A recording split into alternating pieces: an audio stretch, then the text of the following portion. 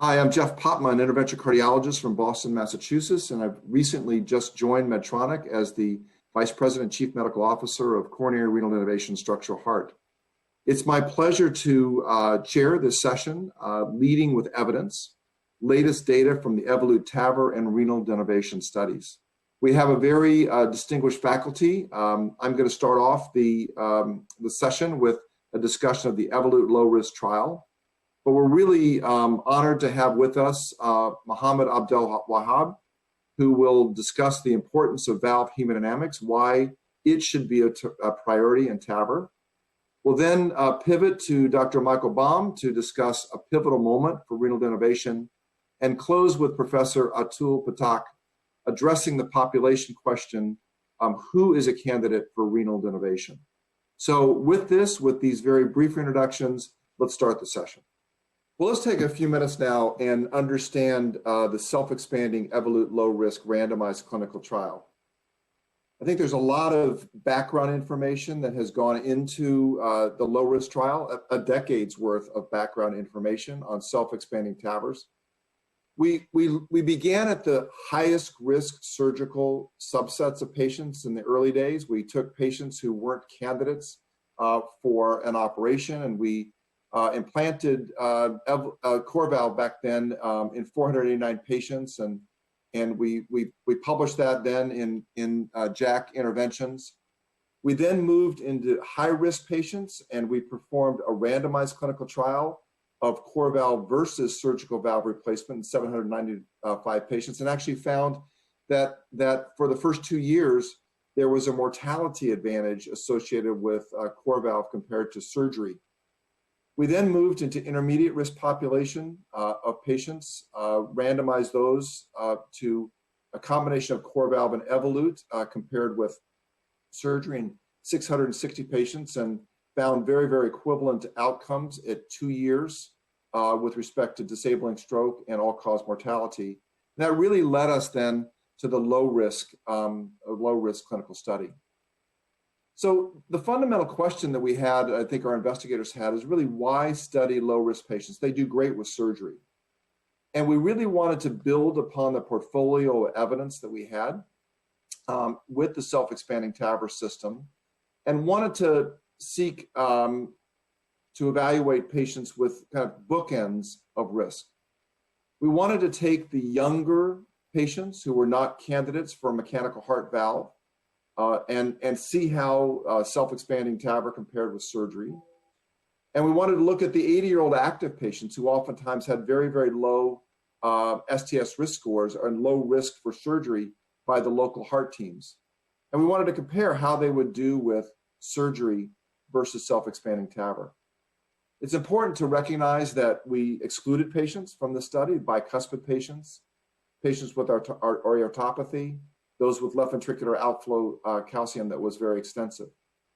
The other important component is to understand that we went through a substantial evolution of our transcatheter valves, from core valve to Evolut Pro, and now into Evolut Pro Plus. And we had to have that in order to provide procedural safety to our low-risk patients themselves.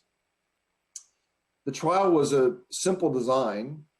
The heart team assessed patients with a surgical risk of under 3% at 30 days. We use a Bayesian adaptive design to compare the patient groups. All the dossiers were reviewed by a screening committee, external screening committee, to make sure that the patients were appropriate. They were randomized in a 1-to-1 fashion to either TAVR or SAVR, and we included over 1,400 patients in this clinical study. So what were the patients? What do they look like who were enrolled in the randomized trial? They were an average age of 74 years. They had a low STS predicted risk of mortality at 1.9. They didn't have much coronary disease, 1.9 Syntex score in the two different groups. They had high gradients, and they had normal ejection fraction. So what was truly a population of patients who were deemed low risk for surgery and in their young elderly age groups. We also went through a substantial evolution of our transcatheter valves during the course of the study, which began in 2016 and ended in 2018. And 22% of the total patients received the Evolut Pro, which has the pericardial wrap to reduce the recurrence of paravalvular regurgitation.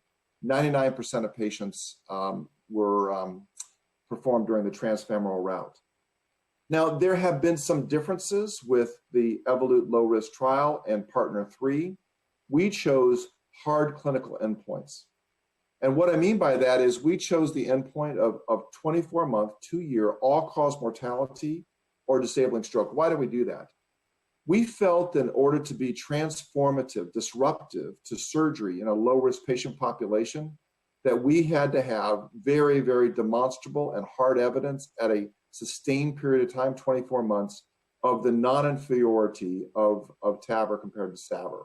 That needed to be done in order to convince clinicians that self-expanding TAVR was safe in this patient population. We had some hierarchical endpoints, which we'll talk about. We had secondary safety endpoints, what we'll talk about. But the primary issue that we really wanted to address was what was the hard endpoint comparison in patients with TAVR compared to SAVR. And at 2 years, the predicted Bayesian rates of all-cause mortality or disabling stroke was 5.3% in the TAVR group and 6.7% in the SAVR group, which met its non-inferiority boundaries. But let's look at the individual cumulative event curves. The surgical mortality rates were actually higher at 30 days with SAVR, 1.2% versus 0.4%. Similar, numerically higher at 2 years, 3% versus 2.3%. Disabling stroke rates were statistically lower in the TAVR group at 2 years, 0.7 versus 2.3, and the accumulation of all-cause heart failure hospitalization at 2 years significantly lower with TAVR than with surgery. So really, on every endpoint that we looked at, there cleared to be a clear advantage of TAVR over surgery. Now, we also took very, very important, I think, clinically meaningful secondary endpoints. We first looked at discharge, and because of the substantial differences of the invasiveness of TAVR versus SAVR, we had more rapid discharge in that group. The procedural times were less in the TAVR group, and the length of stay was 6.2 days in the surgery group, 2.6 days in the TAVR group, and we absolutely have made further progress on that now in clinical practice. We found that TAVR was safer than surgery at the 30-day safety, with the 30-day safety endpoint, and specifically looking at disabling stroke, life-threatening or disabling bleeding, acute kidney injury, all-cause mortality, and vasovascular complications. Those events occurred in 10.7% of surgery patients compared to 5.2% of TAVR patients, and this was significantly different. I will note that our pacemaker rate was higher in TAVR, 17%, than it was in SAVR, 6.1%, and that other indices of aortic valve reintervention were similar in the two different groups. This is the key point, and something Mohammed is going to emphasize very, very importantly in the next lecture. The gradients were statistically lower in TAVR patients than surgery patients at 30 days, 6 months, 12 months, and 24 months. Really no essential change between 30 days and 24 months, suggesting the superiority from a hemodynamic perspective with self-expanding TAVR versus surgery. Now, this is the endpoint that Partner 3 used. It was a composite of death, disabling stroke, and heart failure hospitalization, comparing SAVR and TAVR, and at 1 year, significantly less hospitalization, significantly less disabling strokes, and a trend towards lower mortality with the TAVR group. So really, it's very, very provocative on a number of different important clinical endpoints themselves. Now, with every study, we had a number of powered secondary endpoints upon which we can make statements. These are tested in a hierarchical fashion: mean gradients, length of stay, heart assessment classification, KCCQ. But let's look at the superiority endpoints. You have to meet the higher level hierarchical endpoints in order to continue to press down. And with that, There was superiority in gradients compared to surgery with TAVR, a superiority for the effective orifice area, and a superiority with respect to KCCQ at 30 days compared to surgery. And all of these powered secondary endpoints were met. Let's focus for just a second on the quality of life, which was also better during the first 6-month period with TAVR. In blue are the TAVR, and blue are the surgery rates, and in orange are the TAVR rates. Significantly difference between baseline and 6 months with respect to quality of life. So as one would imagine, the functional recovery is quicker with TAVR than it was with surgery.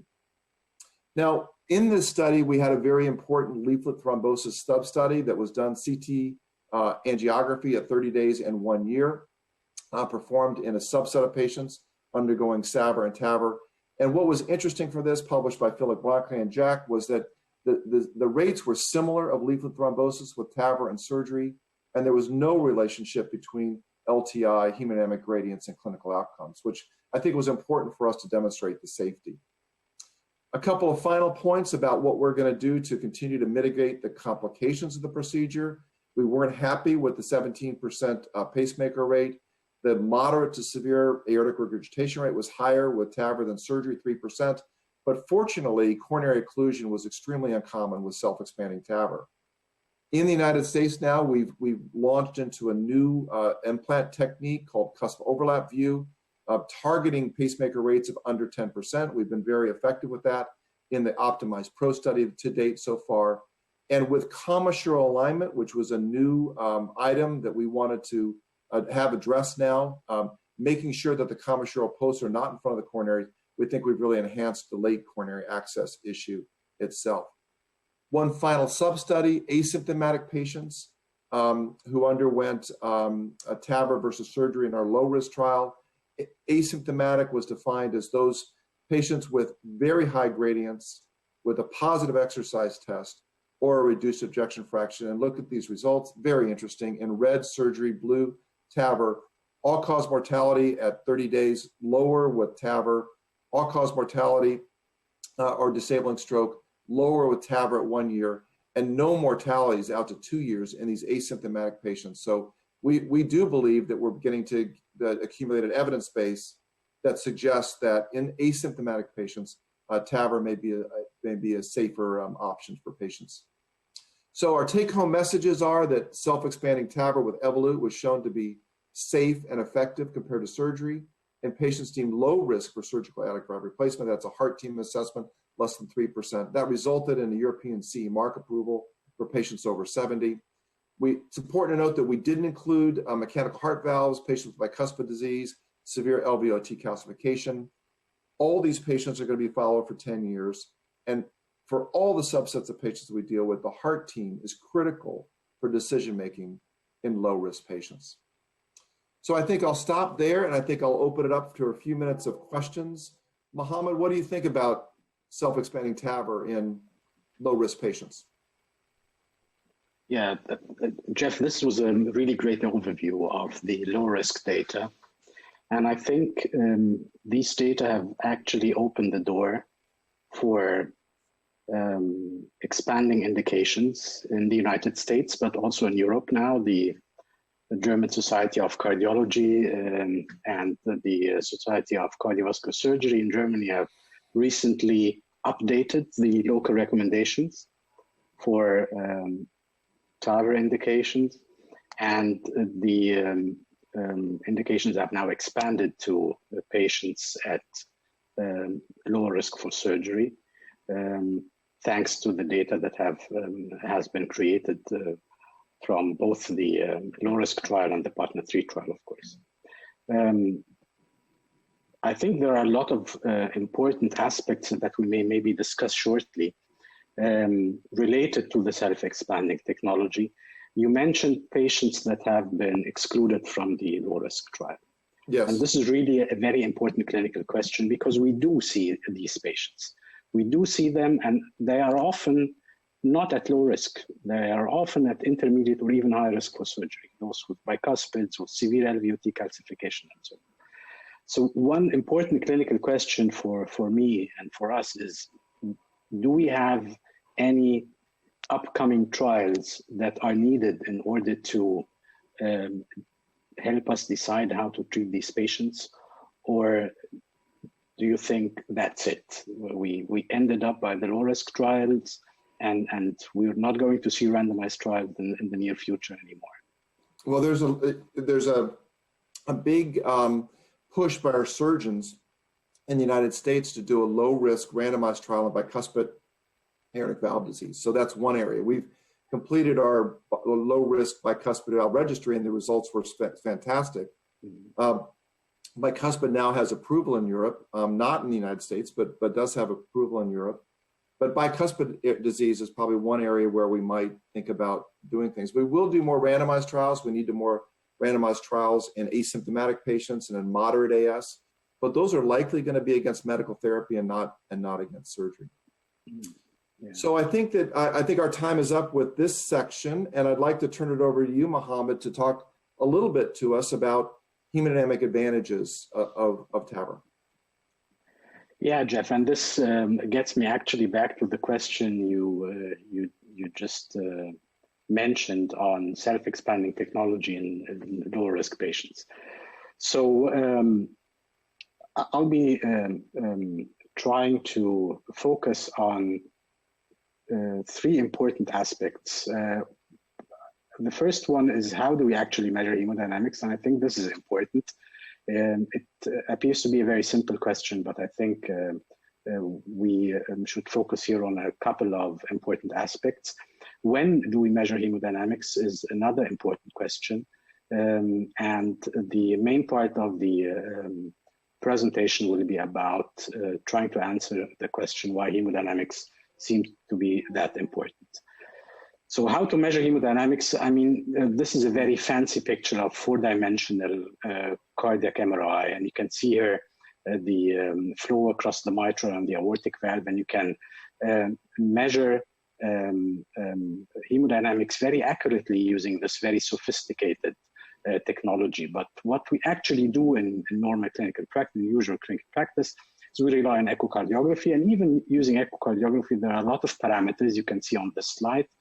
And definitely the most important parameters that we do need in order to assess hemodynamics of a native or a prosthetic valve are flow velocity, transprosthetic gradient, and effective orifice area. Effective orifice area needs to be indexed, and I'll get back to this in a few moments. Why is measuring effective orifice area an important issue? Because it could be a little bit problematic with the presence of a prosthetic valve. And we're talking here about TAVI, and TAVI devices are also different with longer or shorter stent frames, a little bit deeper or shallower in the LVOT. And there are certain guidelines that have been developed by Becky Hahn and others that guide us in how to exactly measure the effective orifice area after surgical and transcatheter aortic valve replacement. And these are important points to consider by the treating clinician and the echocardiographer who is managing or following up these patients. The second question is, when do we measure hemodynamics? And of course, we measure them immediately in the cath lab or hybrid OR when we do a TAVI. But the European Society of Echocardiography has recently updated its recommendations on the follow-up intervals. Follow-up is naturally, again, using the gold standard of echocardiography. And if you remember, the older version of the guidelines was suggesting doing an echocardiogram immediately after the procedure and then 5 years thereafter, which was actually a very disappointing recommendation. And this has been fortunately updated now. So you need an echocardiogram before discharge, or at least within 30 days. And this would be your first picture taken of the implanted prosthesis. And then you need an annual follow-up in order to detect longitudinal changes of the implanted prosthesis. Why is it important to have an annual follow-up? Because you will be able to detect small changes in hemodynamics, which could signify some sort of valve dysfunction. But importantly, the baseline assessment that we do before discharge or within 30 days is a very important startup point, because this actually defines how the valve has been functioning in its virgin natural status.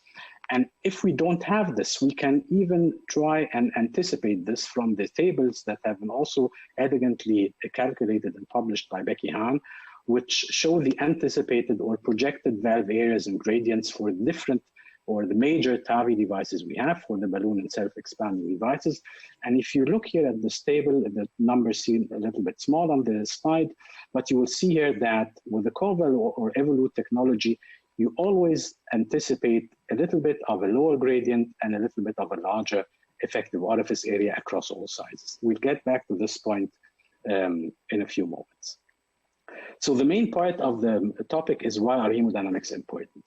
And when we are talking about hemodynamics, I've shown you a couple of measurements that we may use in order to assess hemodynamics, but in my opinion, maybe one of the most important parameters is the index effective orifice area, because it gives you an idea about what we call patient prosthesis mismatch. You may implant a prosthesis that seems to be functioning normally, but it's a little bit too small for a huge guy.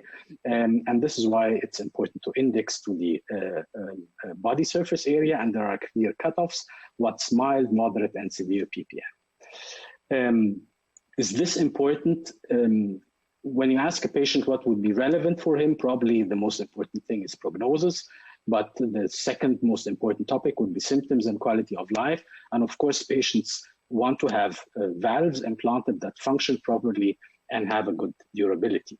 So does patient prosthesis mismatch impact prognosis? It does. You can see here on this slide data from the surgical literature, and this has been known for decades, that moderate or severe PPM impacts mortality. PPM, as you've seen on the slides Jeff presented earlier, is a little bit less frequent after TAVI.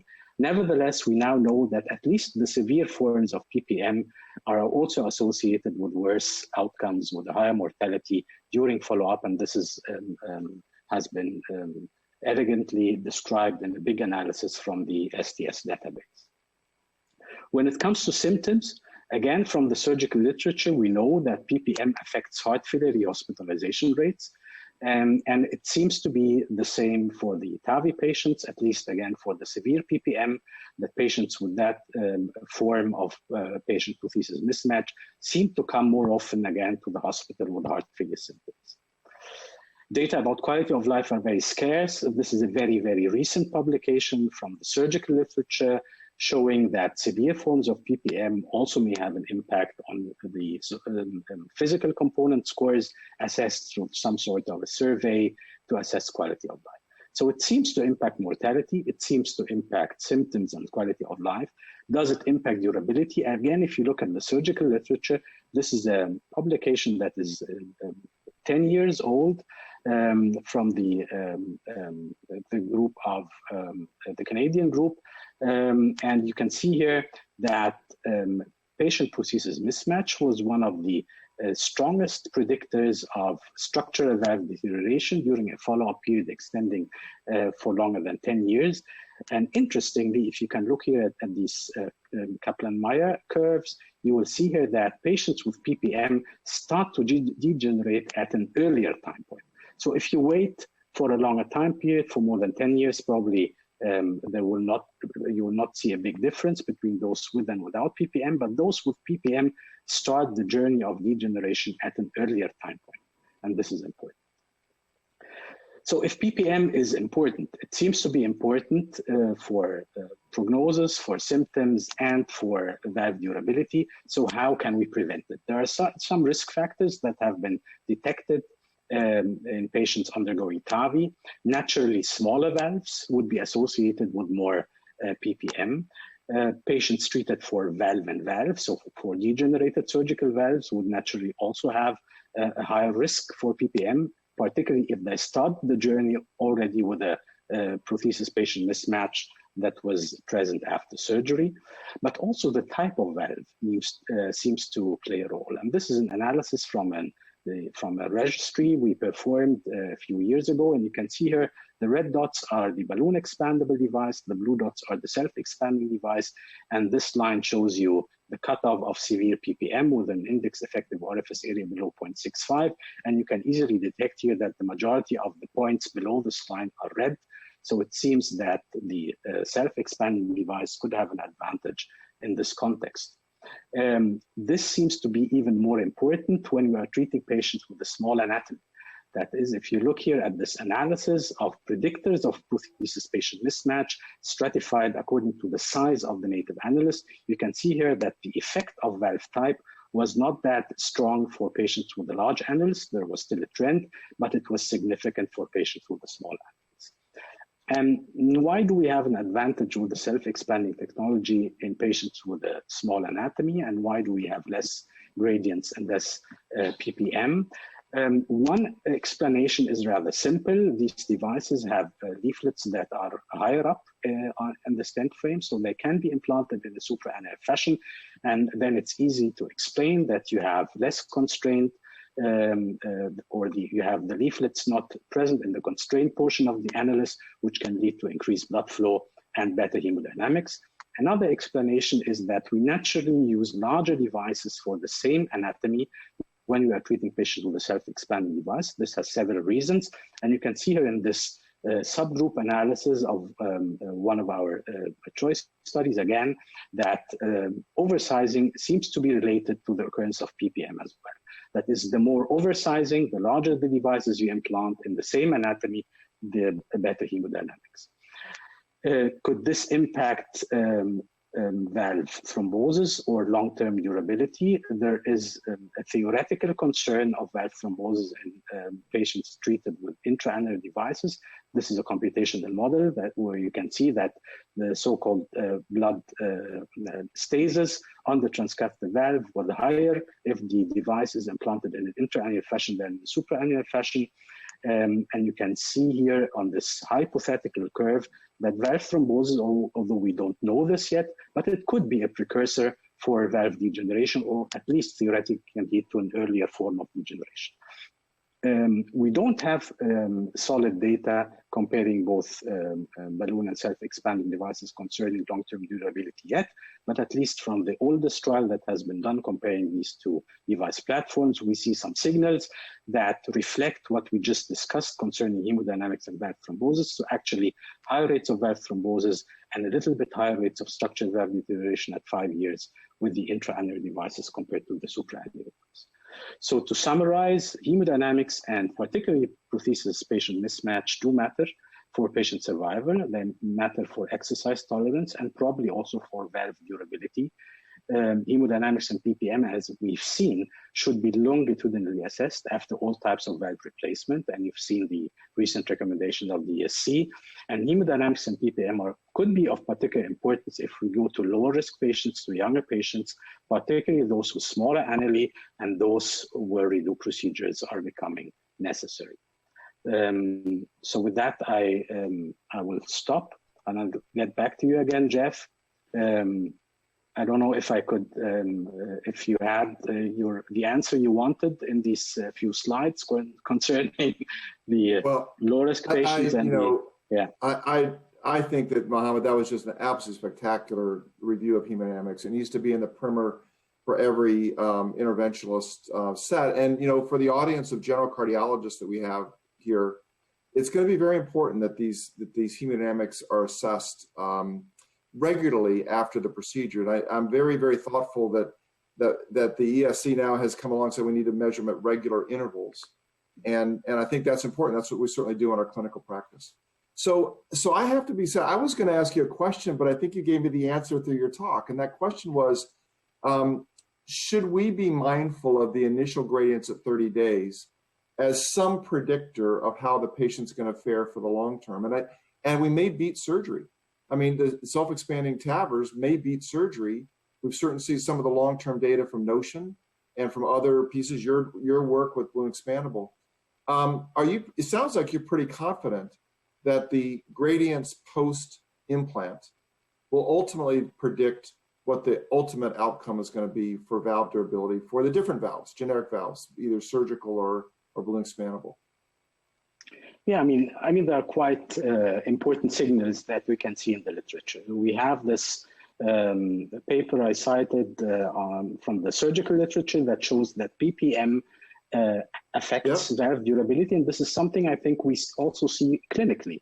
So I'm not sure that this subgroup has been analyzed from the VIVID data, but I think the valves would be an interesting subgroup to analyze. The valves that do degenerate a little bit earlier are usually smaller valves.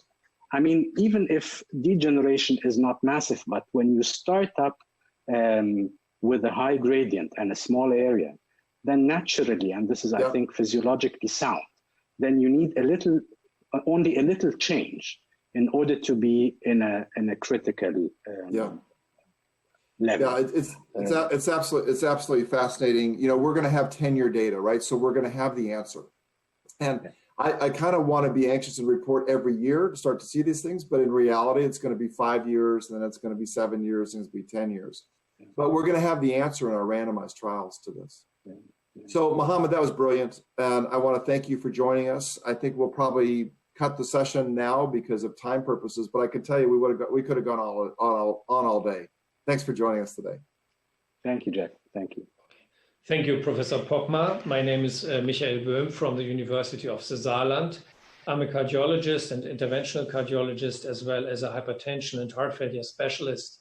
In the following couple of minutes, I would like to introduce you to pivotal moments in the development of renal denervation, which is used for hypertension. And the problem is so important because you can see the prevalence of hypertension is particularly high. And you can see on the left-hand side, the prevalence in men, and on the right-hand side in women. And what you can see that the prevalence is not only very high in industrialized countries, but also in developing countries and countries who are rather poor, like sub-Saharan Africa and parts of Asia. So prevalence is high, but the other problem is, of course, that hypertension is associated with a high number of deaths worldwide. And this is particular devastating complications like stroke, ischemic stroke, hemorrhagic strokes, and other cardiovascular disease like ischemic heart disease and chronic kidney disease up to dialysis. So therefore, it's a highly complicated issue. So why is hypertension so dangerous? And one of these issues is that patients do not like to take drugs. And it is well known, depending on the population, that non-adherence to drug treatments is rather high. And I give you here an example from clinical studies where you can see partial and total non-adherence in patients with hypertension. And you can see that the non-adherence rates in these patients who are in academic institutions or under the scientific environment is 30 to 50%. And of course, there is a high dark rate here in general practice. So this is one of the mainstays in hypertension. However, non-adherence and the non-control of blood pressure is usually a point estimate. However, the problem is, and here I show you data from a toxicological testing from one of the renal denervation trials, is that this is a moving target. So even though people are in the trials and they are informed that their adherence will be controlled by toxicological testing, you can see that some of these people are not completely adherent, and also they are switching from adherence to non-adherence. So people are sometimes adherent, sometimes non-adherent, and this makes it a difficult issue. It is quite frequently and therefore associated to the non-control of hypertension. So what is the way out of it? And the way out of it could be an interventional technique which is always on. And one of this is renal denervation for the treatment of hypertension. So the sympathetic activation involved in hypertension is generated in the central nervous system. The central nervous system signals by efferents to the kidney, producing a regulation of blood pressure, usually an upregulation. And furthermore, there is an increase in vascular tone, there's an increase in inotropy and chronotropy. However, also the kidney signals back and thereby can increase blood pressure and sympathetic activation by efferents. And therefore, there is a vicious cycle in the interaction between the central nervous system and the kidney to produce a progressive increase of blood pressure. So the concept is easy. It is just to interrupt the efferents and efferents signaling from the kidney. Now, during the last years, there was a lot of refinement in the technical probabilities of to renal denervation. And the first technique which was available was radiofrequency renal denervation. And the contemporary catheter and device is a so-called spiral device, which can be put into the main stem of the renal artery. But as you can see in this original figure, also to the branches of the arteries, having showed that using this approach, doing the branches, produces a more rigorous sympathetic denervation. So there is a 60-second energy delivery to these vessels. The catheter is flexible and can be inserted by a 6 French routine guiding catheter. Now, if this is done, finally, there was a very clear-cut development program, starting from the so-called HTN studies, which were the pilot studies, and then it was further refined to the pivotal studies for the approval of renal denervation by the FDA. And there were the on-med and off-med, with and without medication pilot trials. And this finally was introduced into the pivotal trials. And one of them is available, the off-med pivotal renal denervation study, which just has been presented at the American College of Cardiology. However, this development program was accompanied by a huge global registry to provide evidence that renal denervation under real-world conditions in many hands is doing similar things as in controlled trial. So now what we have is a pivotal study. We have a large database in the registry, and we are eagerly awaiting the on-medication pivotal trial, which is ongoing, and also the distal study where we specifically look into the branches of renal denervation. Now here you can see what the design of the first pivotal study was. So patients were assigned either to renal denervation before they underwent 2 screening visits. They have to be in a safe window of blood pressure, and they were assigned to sham control, which was blinding and also acoustic blinding, or to renal denervation. And then there was a primary efficacy endpoint detected at 3 months. And there is a follow-up where we specifically look at up-titration and the number and doses of drugs needed to achieve complete blood pressure control. In the beginning, during the trial, and at the end of the trial, there is a toxicological testing to account for adherence in these patients. Now, this is a population. You can see that these patients have some comorbidities. It was evaluated with Bayesian design. They were slightly above 80. Some patients had diabetes, and they are usually had some of comorbidities, but not a very high comorbidity load. So this is a regular, usual populations of people non-controlled with hypertension. Now, here are the primary results. What you can see that under this very strict conditions with a control of drug intake, the gray bars show you the placebo group on ABPM, which is the primary efficacy endpoint, and office blood pressure. And you can see there are only minor and non-significant alterations in the placebo and sham arm. However, there was a drop of 4.7 millimeters of mercury systolic on the ABPM and 8.2 millimeters of mercury on office blood pressure. And these results were statistically significant between the 2 groups, the placebo and the treatment group, and also before and after treatment. So therefore, there was a positive result in this off-medication study. And you might ask the question now, is it reasonable? And what you can see here, under the assumption that drug treatment reduces risk to a similar extent, that what we observed in office blood pressure, approximately a 10 millimeters mercury fall in blood pressure, this translates into a 37% risk reduction in stroke. In major cardiovascular events, it's a 20% reduction, but also in heart failure, it's a 28% reduction here, indicating that these changes of blood pressure are clinically meaningful. Another important thing is the more granular analysis of the 24-hour course of blood pressure.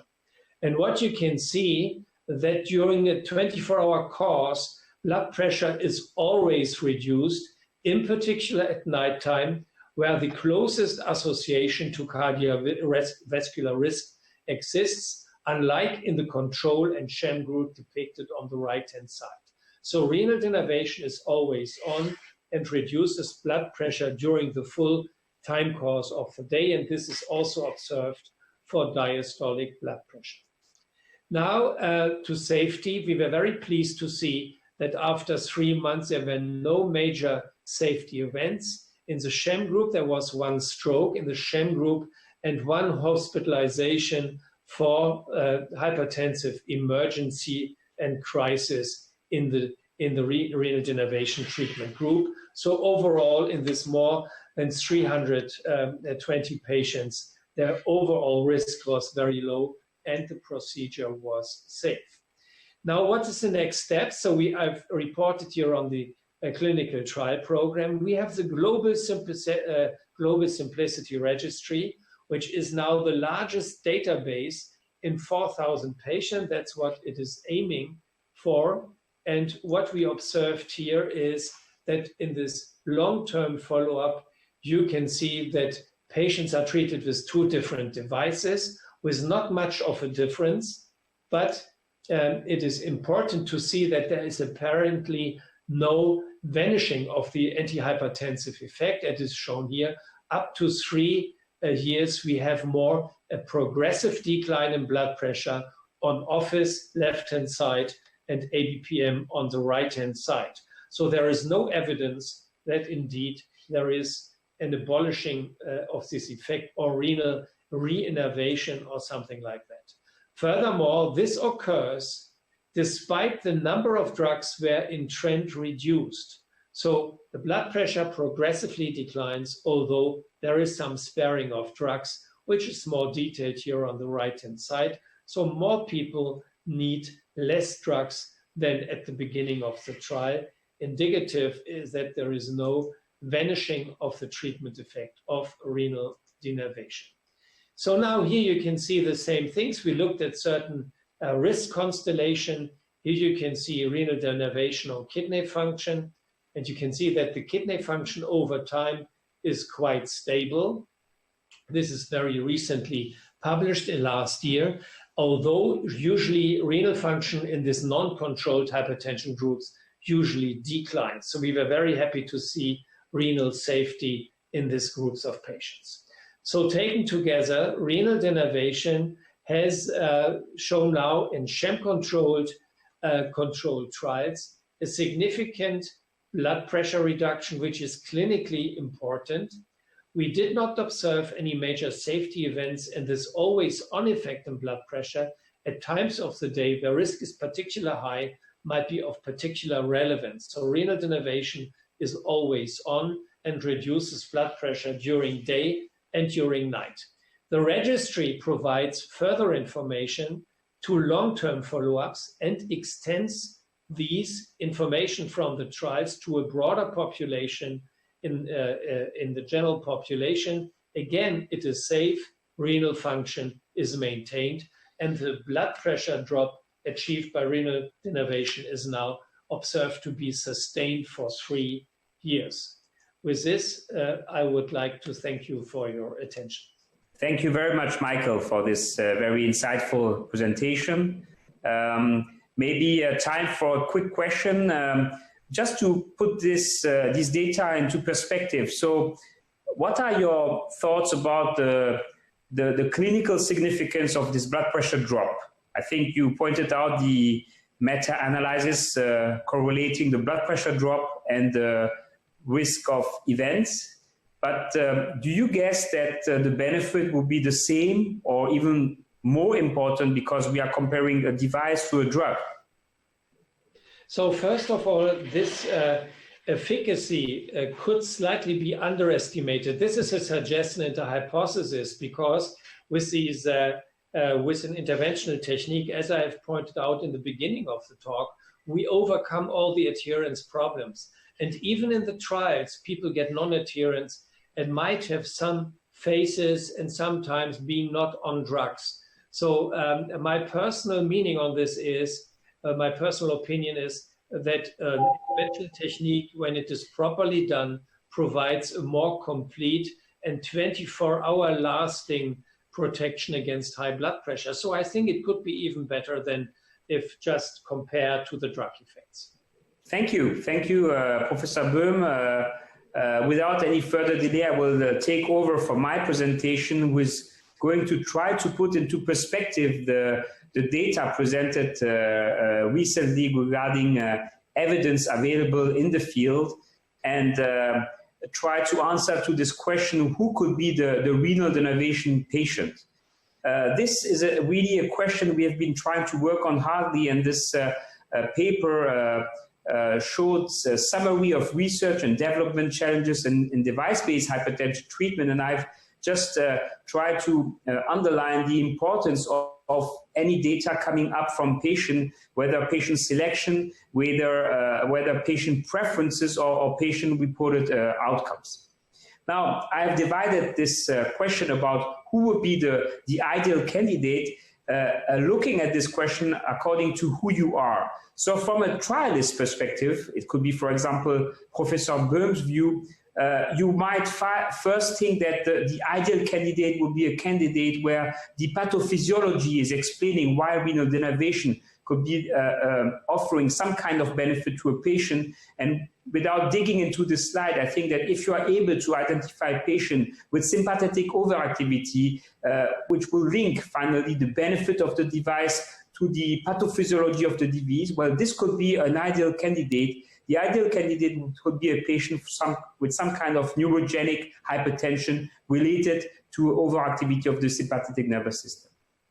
The other way to answer to this question from a trialist perspective would be to focus on what we call external validity. How could you transfer the data which have been collected in these clinical trials into clinical practice? Well, one way would be to focus on the type of patient who have been included in this trial. And to make the story very simple, the spiral off trial basically included male patient in their mid-50s, slightly overweight, with systolic hypertension, in with slightly elevated office heart rate. So this could be the clinical picture of the patient included in this trial, and who could be somehow imagined into our clinical practice. And if you try to guess who the patient would be according to the recent European guidelines, well, this patient could be a patient because of his surrounding risk factors and mainly overweight, or because of his level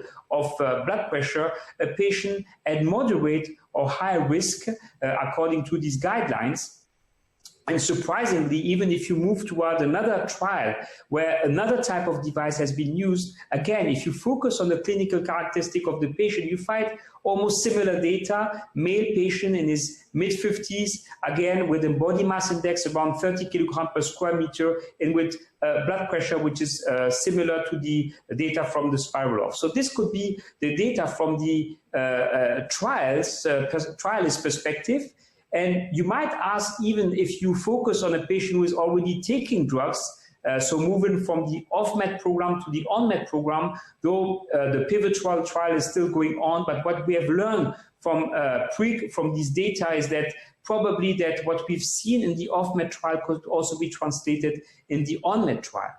And you might also argue that there were even patients from the past, looking at the data from the HTN3 trial, and you know that this trial raised a couple of questions, but I think that the main question behind the Hypertension 3 trial was about patient adherence in the RDN trials.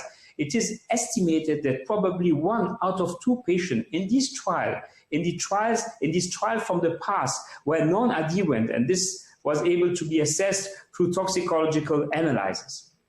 So I think that if you try to wrap up the trialist perspective, a patient who is not taking any drug, a patient who is treated and who is getting renal denervation on the top of his treatment, or an uncontrolled patient who is so-called a resistant hypertensive patient, but resistant because he's not taking his drug, are probably the patient you would imagine who could be called the external validity patient. I think, again, Professor Boyn pointed out that non-adherence may be closely tied to the concept of resistant hypertension and covering so the whole spectrum of hypertensive patients.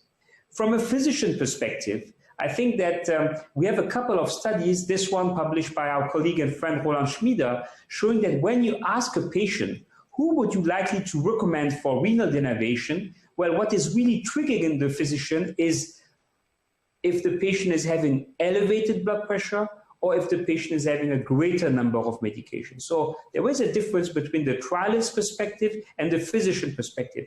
At the same number of drug medication, those of the patients who are having elevated blood pressure will be those where the referent physician will send the patient to a proceduralist in order to offer this patient renal denervation. For a same level of blood pressure, you will see here that the ideal candidate will be the patient who is receiving the largest or the greater number of medications. So there is a difference between the trialist and the physician perspective, where the physician will choose a candidate for renal denervation if his blood pressure is elevated or if he's getting a greater number of medication. However, there is always a difference between what physician will confess and what physician really do, because in the EuroAspire trial focusing on the blood pressure management of patients who are at very high risk here in secondary prevention, you see that almost 1 out of 2 patients, despite their very elevated risk, is still having uncontrolled blood pressure, while physicians confess that they will refer the patient for renal denervation when blood pressure is not controlled or when the amount of drug is too high. They are not doing this always as a practical exercise.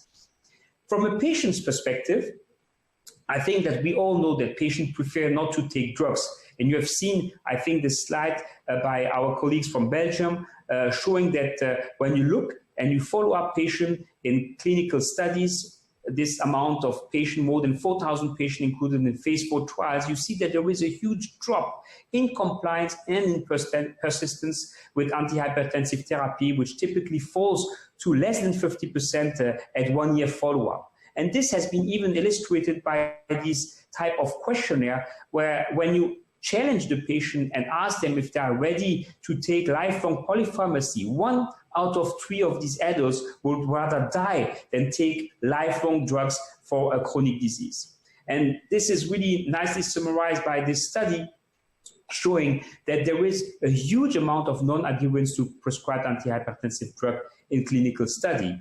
And so you might expand this data and think that, well, renal denervation could be suitable for any type of patient independently of their level of blood pressure. And that's the difference between the physician perspective and the patient perspective. Whatever your number of blood pressure are, patients are willing to consider treatment for renal denervation, whether their blood pressure is low or very elevated. On the other side, when you ask the patient about their preferences and you compare drug therapy versus renal denervation, well, not all patients would say, yes, I want to go for renal denervation, while almost 60-70% of patients would rather go for drug therapy. 1/3 of these patients would agree and be ready to go for renal denervation. So I think that what we are seeing now is that there is something going on behind the scene about who will be the renal denervation when looking at this from a patient perspective, personal experience, the level of risk, but also side effect of medication are probably the drivers which will lead the patient to go for renal denervation. Now, finally, these data have been put into perspective from guidelines. Here, the Italian Society of Arterial Hypertension position paper on the role of renal denervation in the management of these difficult-to-treat hypertensive patients. And you can see that once a selection center has decided to offer renal denervation to a patient, well, you have to base your option according to the level of blood pressure, to the global cardiovascular risk assessment, helping you to make this shared decision maker in order to offer the patient renal denervation. So I think that to summarize, renal denervation may be considered after guideline-based approaches and as an attempt for the treatment of hypertension when blood pressure was elevated, when you were able to rule out white coat and secondary cause of hypertension, and after assessing patient preferences and what we call shared medical decision. Finally, you have to take into account the payer's perspective.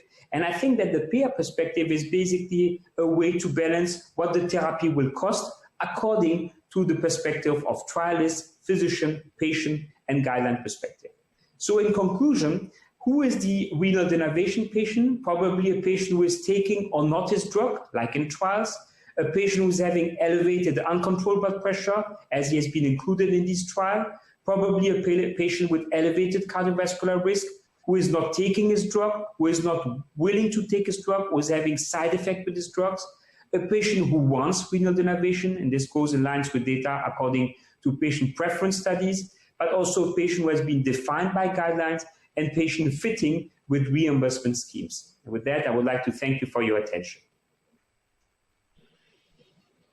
Now, Professor Patak, thank you very much for this very interesting talk. I might start with two questions. So first, I will come to the external validity. So you said, okay, we have these populations used in trials, and now we have this broad population of hypertensive individuals concerning age, comorbidities, diabetes. There's a lot of pathophysiologies. Could you comment on pathophysiology and predictors of response? How to choose these patients? I think that's a challenge now, because all the studies we've been doing now are finally identifying very simple biomarkers who are able to look at these patients who could have sympathetic overactivity and good responders for renal denervation. One very easy marker coming up to my mind will be heart rate, which is a good way to identify the patients. When you're having elevated heart rate, you might be a good candidate for renal denervation. Elevated blood pressure, excluding the patient with isolated systolic hypertension. So I think that it's very difficult to come up with a single or a combination of biomarkers who are able to identify and predict who would be a good responder for renal denervation. But probably that at the date of today, the clinical profile of the patient who is giving you the signal that he's having sympathetic overactivity is probably the best way to identify the good responder. And now we have these interesting and pivotal, well-controlled, over-controlled trials. So what do you think, just looking at these predictors of outcome, what is your view on registries in this aspect? Is it something we need for a longer period of time and more patients in order to find specific subgroups to address these questions? I think that registry and more generally observational data are key in order to understand and to help us to do this game of the external validity, how to jump from patients who have been over-selected and recruited in trials and offer the therapy to the largest population who is available out there. So I think that these observational data are really giving us two types of very important information. The follow-up is showing that the therapy is able to work throughout time, able to reduce blood pressure, and that the therapy is safe. So I think that it's the combination of what we have learned from trials and what we are learning from observational data, which is going to come up and offer who could be the best candidate for renal denervation. Okay. Now I asked you two questions on your role as a clinician. Now I would like to ask you a question on your role as a well-recognized scientist. What do you think is the next most urgent question and most urgent trial we need to do in this field? I think that in my perspective, according to pathophysiology, to emergency, and to, let's say, unanswered question, the next step will be moving to chronic disease. And I think that the patient with heart failure is probably the one who will be the next ideal candidate for renal denervation, because he's 1 out of 2 heart failure patients is having hypertension.